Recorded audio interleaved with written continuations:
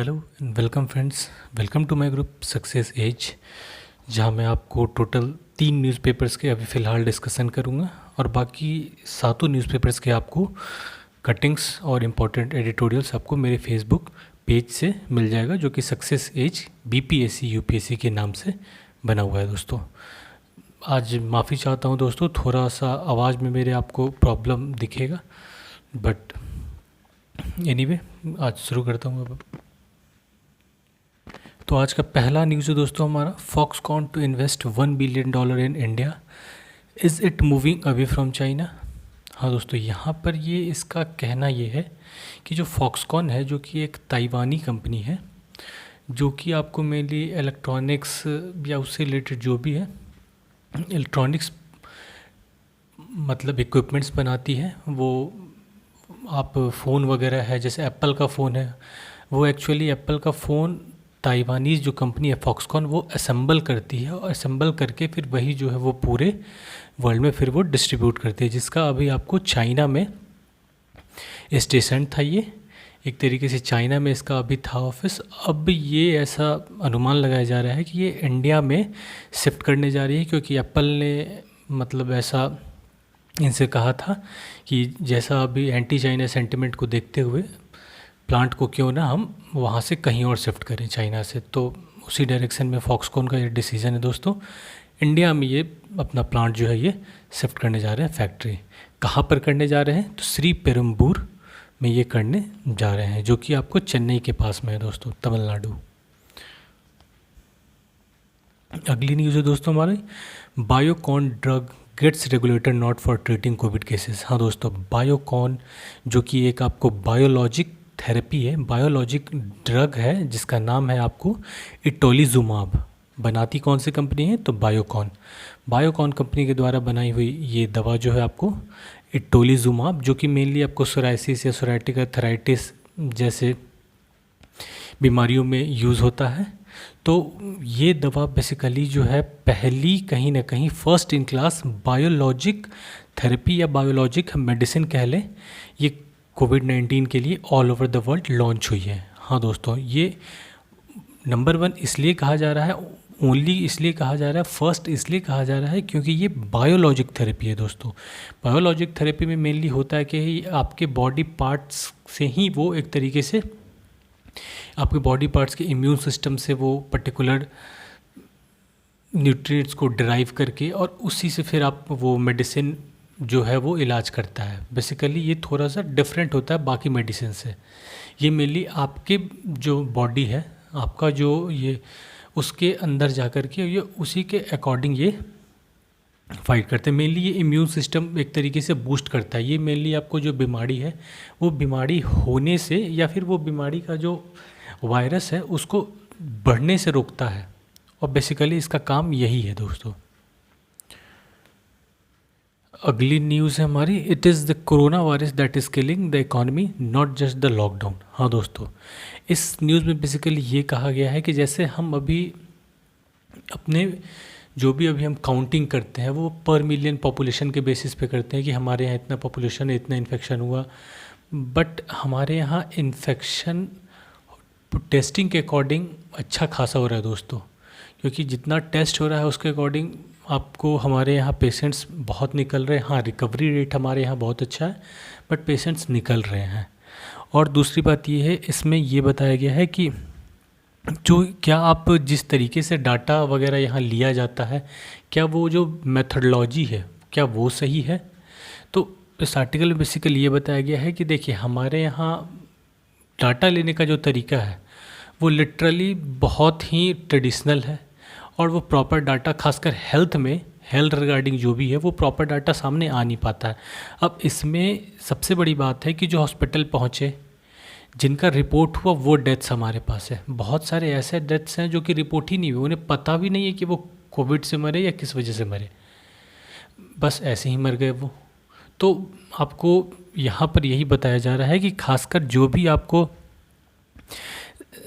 ऐसे ये influenza like illness है या तो फिर आपको सीवियर एक्यूट रेस्पिरेटरी इलनेस है, तो ये सब के पेशेंट्स का भी कहीं ना कहीं रिकॉर्ड रखना होगा, और उसके अकॉर्डिंग अगर हम जज करें तो ज़्यादा प्रॉपर वे में रिपोर्ट्स आ पाएंगे।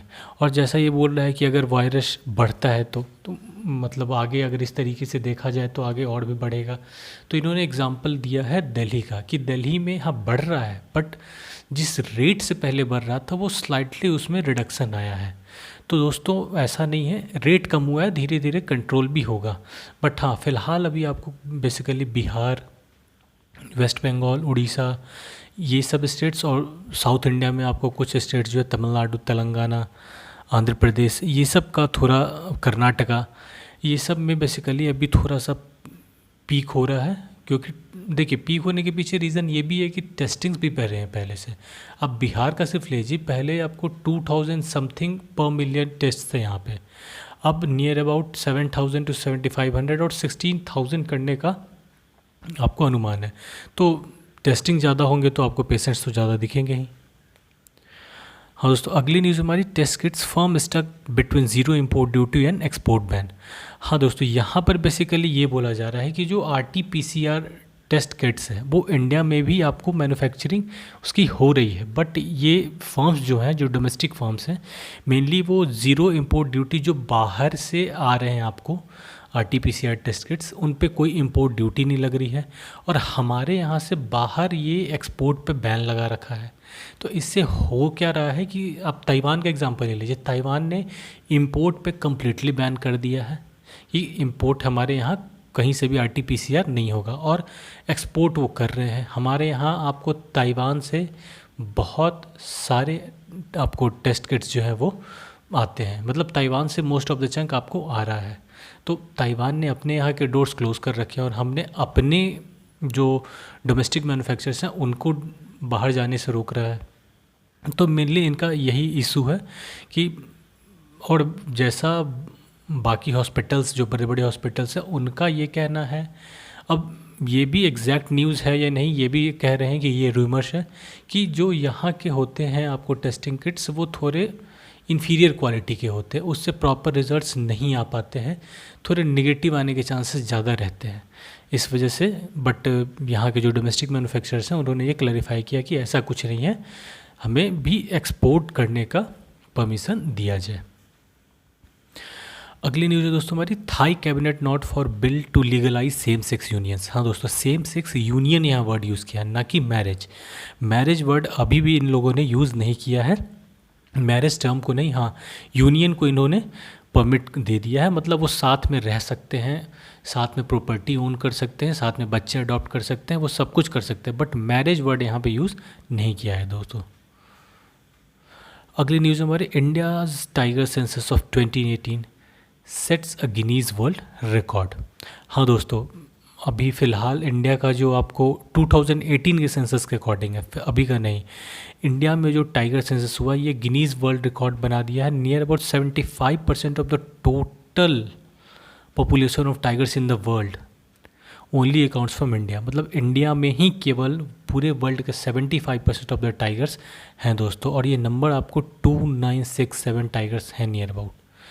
तो देखिए, ये तो एक तरीके से अच्छी खबर भी है, बट कहीं ना कहीं एक तरीके से कंट्रोल कहीं ना कहीं होना तो चाहिए दोस्तों, क्योंकि अगर एक लिमिट से ज़्यादा ये बढ़ेगा तो आपको ह्यूमन एनिमल कन्फ्लिक्ट जो है वो बढ़ेगा। ऐसा हम देख रहे हैं उत्तराखंड या फिर और भी कई जहाँ पे नेशनल पार्क्स वगैरह हैं आसपास में, नॉर्थ ईस्टर्न स्टेट्स में ह्यूमन एनिमल कन्फ्लिक्ट बहुत बढ़ गया है दोस्तों। और ये जानवर है जिस तरीके से ये आपको बहुत ही लीथल होता है, तो आप जानते हैं ह्यूमन एनिमल कन्फ्लिक्ट में नुकसान दोनों का है।